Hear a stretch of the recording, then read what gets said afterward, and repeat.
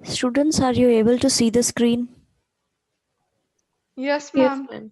Okay, if you have any problem regarding yesterday's topics, you can ask me. No, ma'am, it is clear. Okay. So No, today, ma'am, no problem. today we have to start distance from two camps. We already discussed about these two camps, USSR camp and that USA camp. Okay, तो यहाँ पे क्या था, दोनों ही जो camp थे, मतलब दोनों ही जो सुपर पावर्स थी उस समय में, वो अपनी अपनी पर्टिकुलर कंट्रीज़ को सपोर्ट कर रही थी, एड्स पहुंचा रही थी। उसके कारण उनके बीच में बहुत ज़्यादा क्लैश हो गए थे। कैसे क्लैश हो गए थे, मतलब अपने आप को सुपीरियर करने के चक्कर में इन दोनों ने अपनी एक तरीके से कैंप्स शुरू हो गए थे इनके, और वर्ल्ड जो है वो डिवाइड हो गया था दो कैंप्स के बीच में। लेकिन इंडिया जो है वो क्या कर रहा था, इंडिया अपना खुद का एक इंडिपेंडेंट स्टैंड ले रहा था। इंडिया नहीं चाह रहा था किसी एक पर्टिकुलर कैंप को या एक ग्रुप को सपोर्ट करना, ठीक है। अब इंडिया की जो फॉरेन पॉलिसी थी वो क्या थी, वो बहुत ही जोशीली थी, और वो एक ही चीज़ को बहुत अच्छे तरीके से सपोर्ट करते थे, वो था पीसफुल वर्ल्ड, ठीक है। और उनकी पॉलिसी जो थी वो थी नॉन अलाइनमेंट, जिसमें वो कोल्ड वॉर टेंशंस जो थी उनको कम करना चाह रहे थे, ठीक है। और यूएन जो है उसी समय में यूएन का भी वो इस्टेब्लिशमेंट हो गया था, तो ये अपने ह्यूमन रिसोर्सेज जो है यूएन यूएन तक पहुंचा रहे थे। ह्यूमन रिसोर्सेज का मतलब क्या होता है, कोई मुझे बता सकता है? क्या होते हैं ह्यूमन रिसोर्सेज?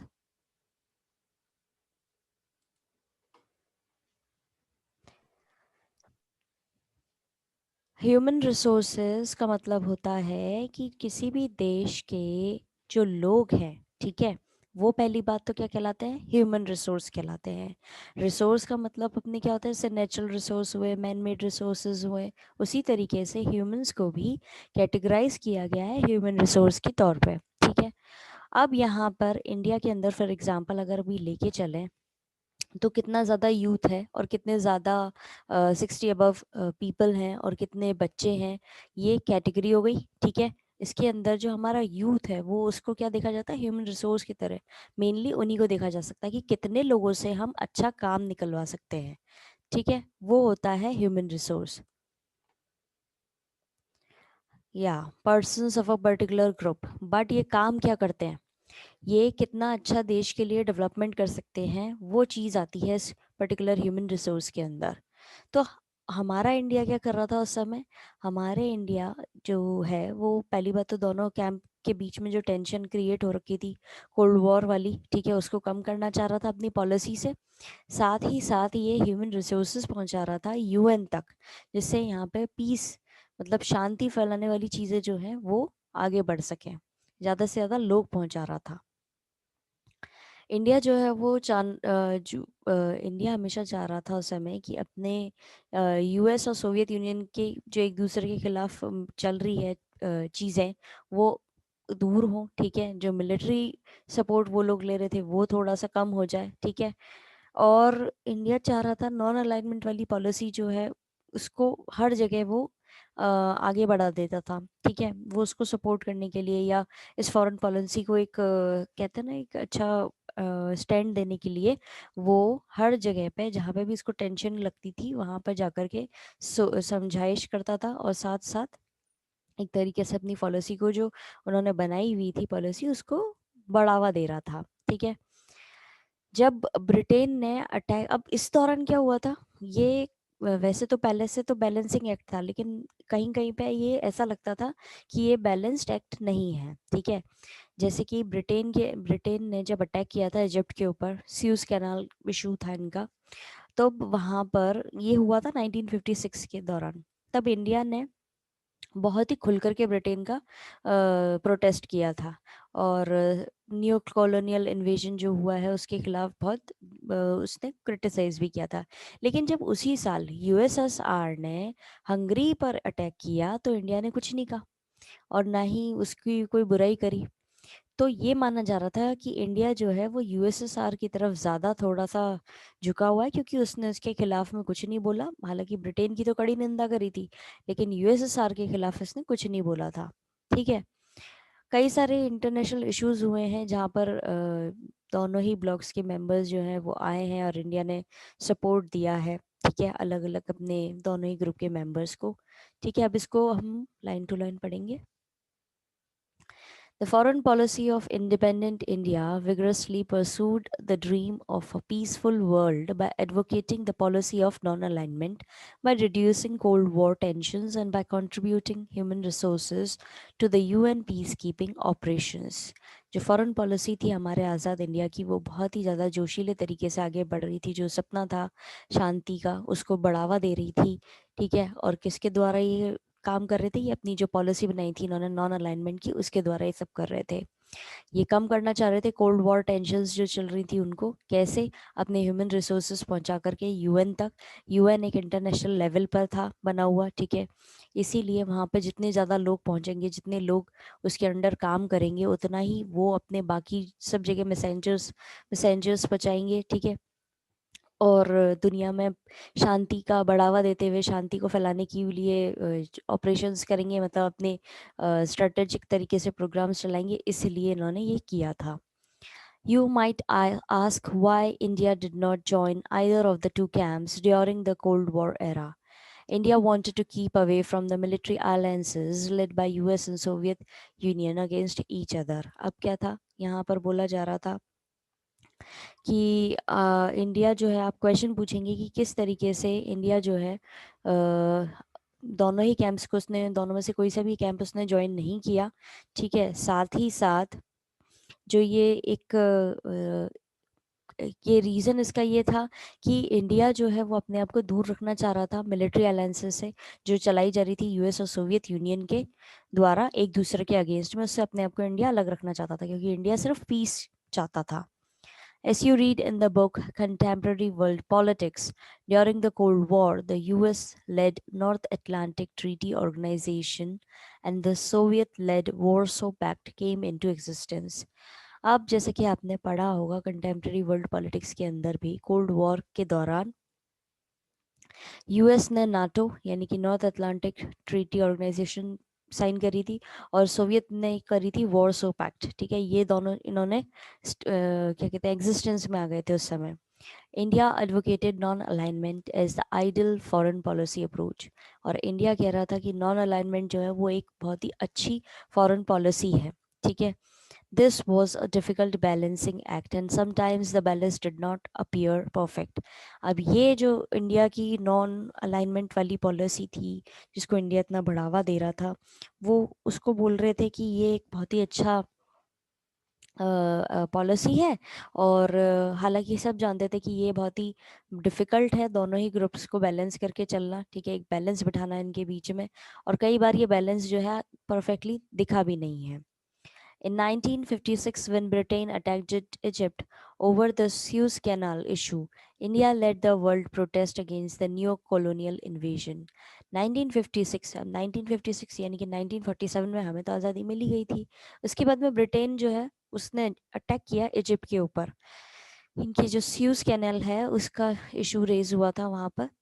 इंडिया जो है पूरे वर्ल्ड को इकट्ठा करके एक तरीके से उनके खिलाफ में बोल रहा था कि ये इन्होंने नया कॉलोनियल इन्वेजन शुरू कर दिया है, यानी अब ये नई कॉलोनीज जो है वहाँ पे बनाना चाह रहे हैं। लेकिन but in the same year when the USSR invaded Hungary, India did not join its public condemnation. अब उसी साल में जब यूएसएसआर ने हंगरी पर घुसपैठ करी, ठीक है, तब इंडिया ने पब्लिकली कंडेमनेशन यानी कि पब्लिकली जो बेइज्जती की जा रही थी या पब्लिकली उनको निंदा जो की जा रही थी यूएसएसआर की, उसको ज्वाइन नहीं किया, यानी कि इसने कुछ भी अपना स्टेटमेंट नहीं दिया। अब जैसा कि आपको पता होगा आज के समय में अगर हम इस चीज़ को कहीं पर रिलेट करें, तो ऐसा इंसिडेंट कि पब्लिकली वहाँ पर आप किसी भी पर्टिकुलर देश के बारे में कोई स्टेटमेंट जाहिर करते हो, तो वो कहीं ना कहीं आपकी पॉलिसीज़, आपके प्रोग्राम्स, आपकी जितनी भी चीज़ें हैं, यानी कि जैसे आपका कोई भी रिलेशन है उस पर बहुत असर डालता है। अब हमारे जैसे आज के समय में बहुत ही करंट और बहुत ही कॉमन चीज़ हो गई है अपनी इसकी कोरोना की। ठीक है, तो जब ये चीज़ आई थी, ये शुरू ही हुआ था, तब भी एकदम से देश जो थे सारे वो एकदम से क्रिटिसाइज नहीं कर रहे थे चाइना को, ठीक है। वो वेट कर रहे थे पर्टिकुलर एक इंफॉर्मेशन आ जाए उसके बाद में उसको क्रिटिसाइज कर रहे थे। तो उस समय क्या हुआ था, जैसे ही ब्रिटेन के खिलाफ तो इंडिया ने खुल करके आलोचना कर दी थी, और उसी साल जब यूएसएसआर ने भी वही हरकत करी, उसी तरह की मिलती जुलती हरकत करी, तो उसके लिए उसने पब्लिकली कंडेमेशन यानी कि पब्लिकली क्रिटिसिज्म में पार्टिसिपेट नहीं किया। Despite such a situation, by and large, India did not take an independent stand on various international issues and could get aid and assistance from members of both the blocs. अब इस तरह की situation के बावजूद India कई बार जो है independent stand नहीं लेता था इंटरनेशनल इश्यूज पे, मतलब इनके खिलाफ नहीं लेता था, वैसे तो लेता था, उसका मेन ये एम रहता था शांति का। इंडिया का मेन एम हमेशा से शांति का ही रहा है।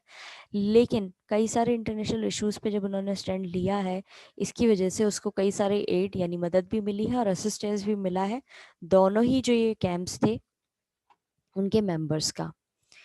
फर्स्ट पैराग्राफ के अंदर किसी को कोई प्रॉब्लम आई है तो अभी पूछ सकते हैं। No, ma'am, no problem. No, ma'am, it is clear. Okay. While India was trying to convince the other developing countries about the policy of non-alignment, Pakistan join the US led military alliances. अब क्या हुआ था, जब India try कर रहा था, सारी developing जो देश थे जो डेवलप कर रहे थे उनको बोल रहा था कि तुम भी पॉलिसी अपनाओ नॉन अलाइनमेंट वाली, उतने में ही हमारा जो हमेशा से एक पर्टिकुलर देश है, ठीक है, पड़ोसी देश पाकिस्तान, वो यूएस के द्वारा जो मिलिट्री अलायंसेस चलाए जा रहे थे उसको ज्वाइन कर लेता है जाकर के। पाकिस्तान को, आपको जैसे पता ही होगा, पाकिस्तान को हर वो चीज़ करनी होती है जो इंडिया जिसके फेवर में है उसके खिलाफ में जाकर के इसको हर वो चीज़ करनी होती है पाकिस्तान को। ये शुरू से ही इनकी टेंडेंसी रही है। The US was not happy about India's independent initiatives and the policy of non-alignment। और यूएस जो है वो खुश नहीं था इंडिया की जो इंडिपेंडेंट इनिशिएटिव्स थे, यानी इंडिया जो अपना स्टैंड ले रहा था उससे खुश नहीं था, और जो इसकी पॉलिसी थी नॉन अलाइनमेंट की उससे भी खुश नहीं था। Therefore, there was a considerable unease in Indo-US relations during the 1950s। इसी कारण क्या हुआ, इंडिया और यूएसए के रिलेशंस जो है उनमें थोड़ी सी खटास आ गई या थोड़ी सी टेंशन क्रिएट हो गई 1950s के दौरान। और यूएस ने जो है इंडिया की जो ये पार्टनरशिप बढ़ रही थी सोवियत यूनियन के साथ में, उसकी भी थोड़ी सी कड़ी निंदा करी थी, ठीक है।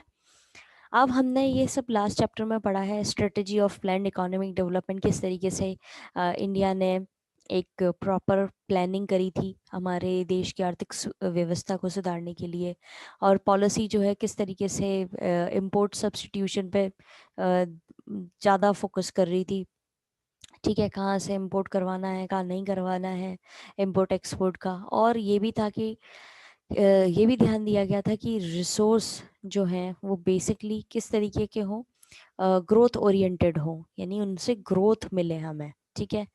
Okay, you have studied in the last chapter the strategy of planned economic development adopted by India। India ने कैसे स्ट्रेटजी बनाई थी हमारे देश की आर्थिक व्यवस्था को सुधारने की।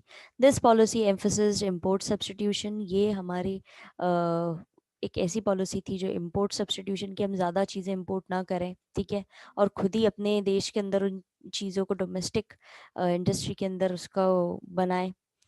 This, the emphasis on developing a resource base also meant that export oriented growth was limited। और ये जो पॉलिसी थी इसके अंदर ये भी बोला गया था कि एक्सपोर्ट कराने का जो है चीज़ है वो भी क्या हो, किस पे बेस्ड हो, ग्रोथ हो, उससे हम जो भी एक्सपोर्ट कर रहे हैं वो ग्रोथ वाला हो, ठीक है। This development strategy limited India's economic interaction with the outside world। अब इससे क्या हुआ, इस ये जो हमने लास्ट चैप्टर में पढ़ी ये चीज़ें, इनकी जो प्लानिंग थी उसके कारण क्या हुआ, इंडिया का इकोनॉमिक आर्थिक रूप से जो इंटरेक्शन था बाकी की बाहरी दुनिया से वो थोड़ा सा कम हो गया था, ठीक है। इस टॉपिक के अंदर किसी को कोई दिक्कत? Distance from two camps? No, ma'am. Okay No, ma'am, it is clear. Okay okay okay. Yes, ma'am, it is clear. Okay, अब है हमारे पास में एफ्रो एशियन यूनिटी।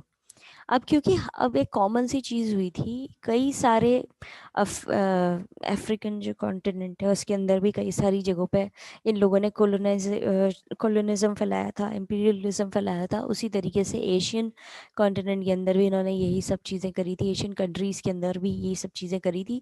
तो इंडिया जो है हमेशा से ही, शुरू से ही इन दोनों ही अफ्रीकन कंट्रीज़ हो या एशियन कंट्रीज़ हो, उनके सपोर्ट में रहा है, क्योंकि इंडिया ने खुद ने वो चीज़ कहीं ना कहीं पे फेस करी है काफ़ी लंबे समय के लिए। तो जैसे इंडिया को आज़ादी मिली, वैसे ही इंडिया जो है अपने बाहर की जो ये स्टेट्स थी बाहर की जो इंडिपेंडेंट स्टेट्स थी एशिया और अफ्रीका की, उनसे कांटेक्ट बना के रखता था, ठीक है, और उनको सपोर्ट करता था। और नेहरू ने बहुत ही इम्पोर्टेंट रोल प्ले किया है इस तरह की चीज़ में, क्योंकि वो चाह रहे थे कि एशियन अफेयर्स हो या अफ्रीकन अफेयर्स हो, मतलब कि इनकी कंट्रीज़ जो हैं, जो इंडिपेंडेंट हुई हैं अभी अभी, उनको सपोर्ट करा जाए और उनसे एक आपका ग्लोबल सपोर्ट आपको मिले।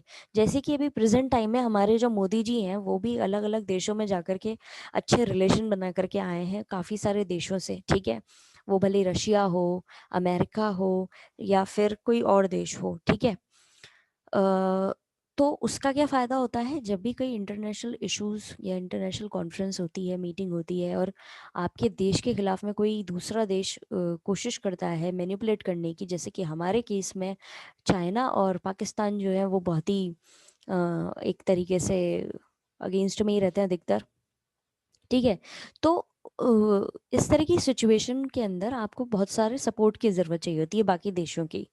तो वो कब पॉसिबल हो पाता है, जब आप उनके साथ में अच्छे रिलेशंस मेंटेन करें।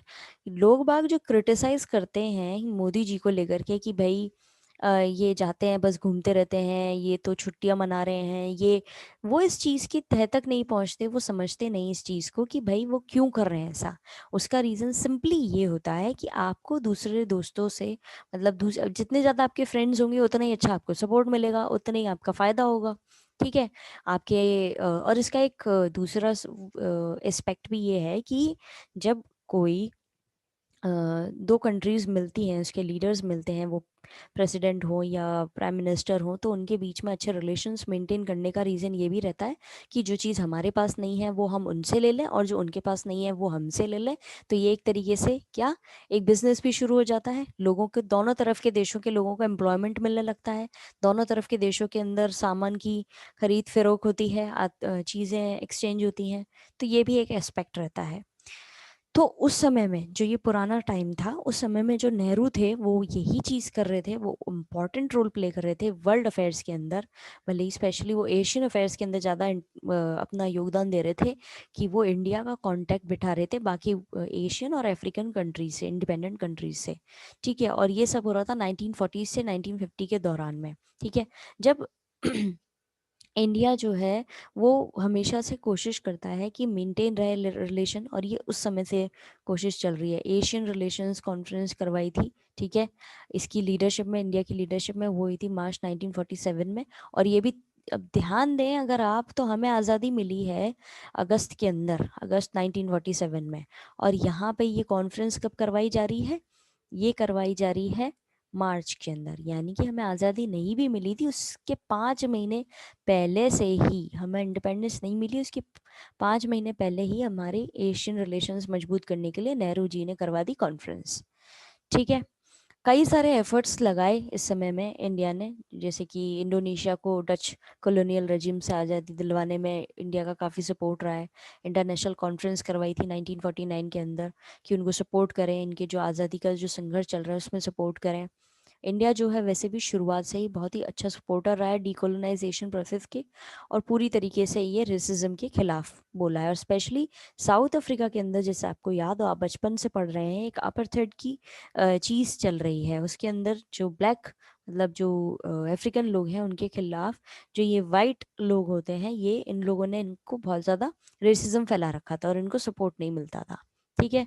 तो इसके खिलाफ भी इंडिया पूरी तरीके से अफ्रीका के सपोर्ट में रहा था, रेसिज्म के खिलाफ वो पूरी तरह से बोलता था, डीकोलोनाइजेशन के वो प्रोसेस में पूरा सपोर्टर था कि ये कोलोनाइजेशन जो फैला हुआ है यूरोपियन कंट्रीज और स्पेशली ब्रिटेन ने जो फैला रखा है उसके, उससे विरोध में रहता था, ठीक है। फिर है कई सारी इस तरह की इन्होंने कॉन्फ्रेंसेस कराई हैं और कई सारी कॉन्फ्रेंसेस कराई हैं और कई सारी चीज़ों में इंडिया ने सपोर्ट किया है एफ्रो एशियन यूनिटी के तौर पे।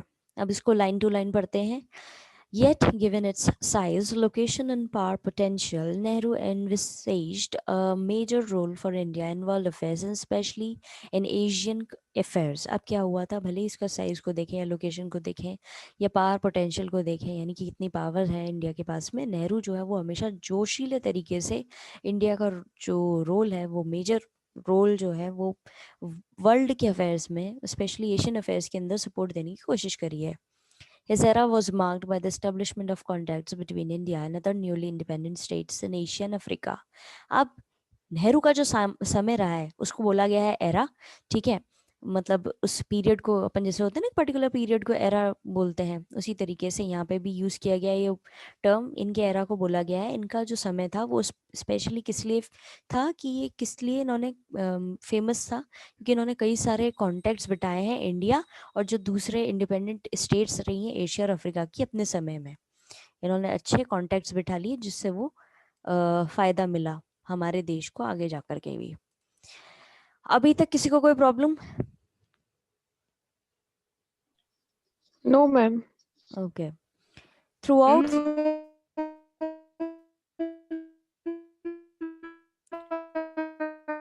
Throughout the 1940s and 1950s, Nehru had been an ardent advocate of Asian unity. 1940 से 1950 के बीच में नेहरू जो हैं वो हमेशा से ही एक बहुत ही अच्छे सपोर्टर रहे हैं एशियन यूनिटी के, कि एशिया की जितनी कंट्रीज़ हैं उनको सबको एक साथ होकर के रहना चाहिए।